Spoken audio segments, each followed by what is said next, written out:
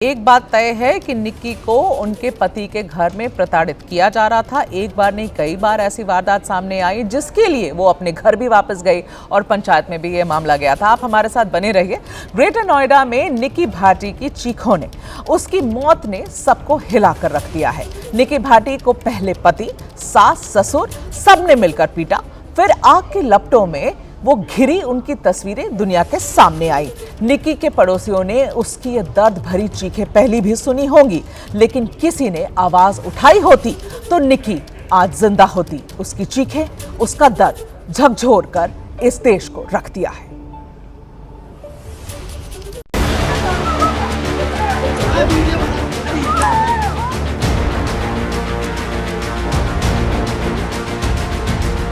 मम्मा के ऊपर पहले कुछ डाला, फिर मम्मा को चाटा मारा, फिर लाइटर से आग लगा दी थी।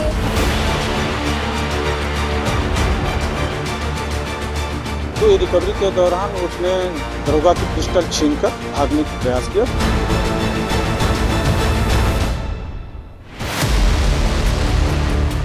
पहले इस राक्षस ने दहेज के लिए अपनी पत्नी को जिंदा जलाकर मौत के घाट उतार दिया।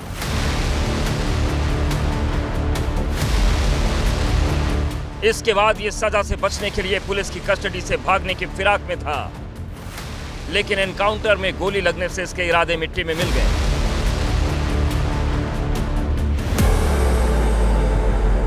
नोएडा के निक्की मर्डर केस के आरोपी विपिन को पुलिस उस जगह लेकर पहुंची थी जहां इसने अपनी पत्नी को जलाने के बाद थिनर की बोतल फेंकी थी, लेकिन इस बीच इसने पुलिस की पिस्टल छीन ली और भागने लगा। पुलिस ने इसे रोकने की कोशिश की तो इसने गोली चला दी, जिसके बाद पुलिस की जवाबी कार्रवाई में गोली इसके पैर में लगी। यही वो पिस्टल है जिसे विपिन ने पुलिस से छीनी थी। उसने एक दरोगा की पिस्टल छीनकर भागने का प्रयास किया। उसी समय मुठभेड़ के बाद उसे गिरफ्तार किया गया है। बता दें कि यहाँ पर देखिए, तस्वीरों में दिखाएंगे, ये वही पिस्टल है जिसे वो छीनकर भागने की कोशिश कर रहा था और पुलिस ने उसे मुठभेड़ के बाद यहाँ गिरफ्तार किया है। हमारे साथ हैं एडीसीपी सुधीर जी, उनसे बात करेंगे किस तरह से ये घटनाक्रम हुआ। अभी फिलहाल में आप लोग इसे कहाँ लेकर के जा रहे थे? जी देखिए, 21 तारीख को एक घटना हुई थी जिसमें पति और उसके परिवार वालों ने लड़की को जला के मार दिया था। उस पे पुलिस ने मुकदमा दर्ज किया था और पति को अरेस्ट किया था कल। रिकवरी के दौरान उससे जिस बोतल से ज्वलनशील पदार्थ था थिनर, उसको रिकवरी के लिए यहाँ लाए हुए थे। मुलजिम ने बताया था कि हमने यहाँ फेंक दिया था और घर से कुछ बरामद नहीं हुआ था उस समय। तो ये रिकवरी के दौरान उसने दरोगा की पिस्टल छीनकर भागने का प्रयास किया। पुलिस ने घेरा तो उसने पुलिस पे फायर किया। जवाबी कार्रवाई में उसके पैर में गोली लगी। एनकाउंटर के बाद फॉरेंसिक की टीम घटनास्थल पर पहुंची और सबूत जमा किए। उधर पत्नी के कातिल, दहेज के लालची राक्षस विपिन को इलाज के लिए अस्पताल में भर्ती कराया गया है। जहां पत्रकारों ने इससे पूछा कि क्या इसे अपने पत्नी के कत्ल का पछतावा है, तो ये कहने लगा इसने अपनी पत्नी को नहीं मारा। लड़की का पछतावा है आपको? मुझे नहीं मैंने मारी है। हाँ। ना मैंने कुछ किया है, अपने आप मरी है। हाँ, अच्छा। और आप पहले भी मारपीट करते थे उससे? मियाँ बीवी में हर जगह लड़ाई होती रहती है, ये कोई आम बात नहीं है। अच्छा। और वो अपने आप लगाई? बस मुझे और कुछ नहीं बताना। पछतावा है? नहीं, हाँ बहुत पछतावा है। बच्चा मेरी वाइफ चली गई। विपिन के एनकाउंटर के बाद निक्की के पिता का बड़ा बयान सामने आया। उन्होंने कहा ऐसे दरिंदे को छाती पर गोली मारनी चाहिए। उन्होंने विपिन को फांसी की सजा देने की मांग की। भागने की कोशिश कर रहा था विपिन, फिलहाल पुलिस के पकड़ से। छाती में मारनी चाहिए, ऐसे दरिंदे को फांसी की सजा होनी चाहिए। ऐसे दरिंदे को तो छाती में मारनी चाहिए। ऐसे दरिंदे को तो छाती में मारनी चाहिए। ये तो लुटेरे को 10-5 हजार की लूट करता है, उसमें मार देते हैं। आरोपी विपिन ने अपनी गिरफ्तारी से पहले सोशल मीडिया पर स्टेटस लगाकर खुद को बेकसूर साबित करने की कोशिश की थी। पहले स्टेटस में इसने लिखा, मैं बर्बाद हो गया, अब कुछ नहीं बचा। दूसरे स्टेटस में लिखा, मुझे छोड़कर क्यों चली गई, दुनिया मुझे हत्यारा बोल रही है। दोनों स्टेटस में आरोपी ने अपनी पत्नी के साथ फोटो भी लगाई। लेकिन इस राक्षस की करतूत दुनिया देख चुकी है। खुद इसका बेटा इसकी बेरहमी की गवाही दे चुका है, बता चुका है कि कैसे इस दरिंदे ने उसकी मां को उसके सामने जलाकर मौत के घाट उतारा। मम्मा के ऊपर पहले कुछ डाला, फिर मम्मा को चाटा मारा, फिर लाइटर से आग लगा दी थी। निक्की की शादी 2016 में विपिन के साथ हुई थी। निक्की की बहन कंचन की शादी भी इसी परिवार में हुई। शादी में स्कॉर्पियो गाड़ी समेत काफी सामान दिया गया। बाद में एक और कार दी गई। बावजूद इसके ससुराल वाले 36 लाख रुपए की मांग कर रहे थे। पहले हमारे साथ मारपीट हो रही थी, काफी दिन से हमें टॉर्चर करता जा रहा था कि तुम्हारी शादी में ये नहीं मिला, वो नहीं मिला, इतने पैसे लाओ, अपने घर से 36 लाख रुपए लाओ।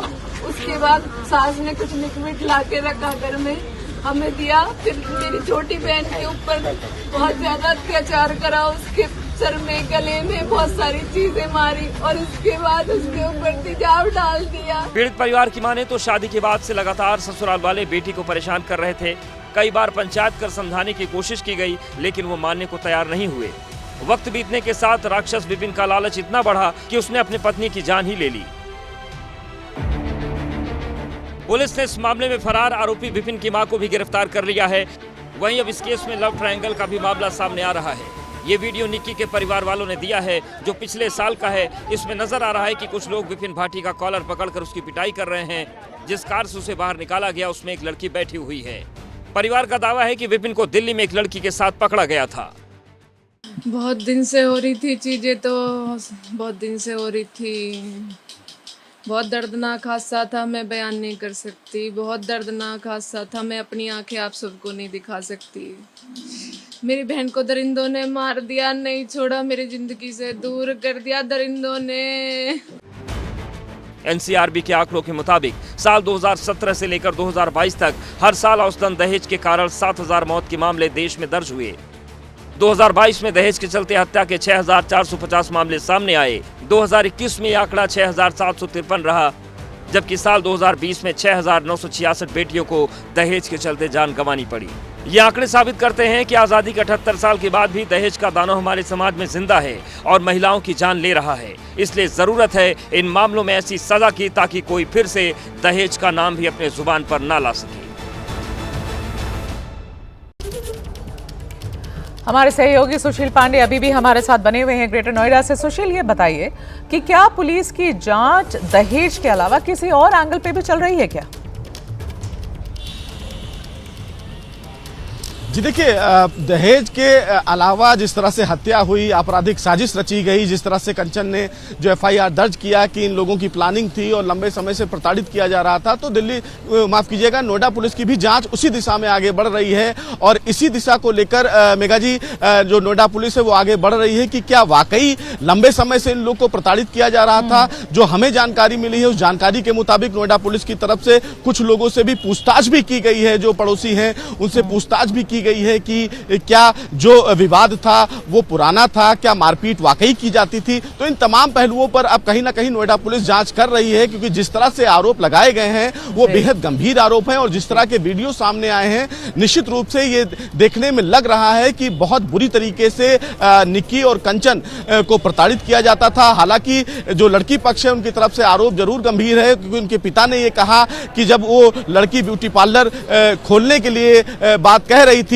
तो 1.5 लाख रुपए उनके पिता ने दिया, क्योंकि दोनों लड़के कुछ नहीं करते थे और दोनों लड़के लगातार ये दबाव बना रहे थे कि वो पैसे दें, 35 लाख रुपए दें और उनके घर में जो नई गाड़ी आई है उसकी भी वो बार बार मांग कर रहे थे। तो इन तमाम पहलुओं पर अब फिलहाल जांच करेगी। इसमें एक मामला और भी मेघा जी सामने निकल कर आ रहा है, उसमें यह है कि जो दोनों लड़कियां थी उनको रील बनाने का भी बहुत शौक था, तो इससे भी परिवार को कहीं ना कहीं अब ये तो पुलिस के बताने की बात है कि वो किस पहलू पर उनकी जांच आगे बढ़ती है, वो समय ही बताएगा।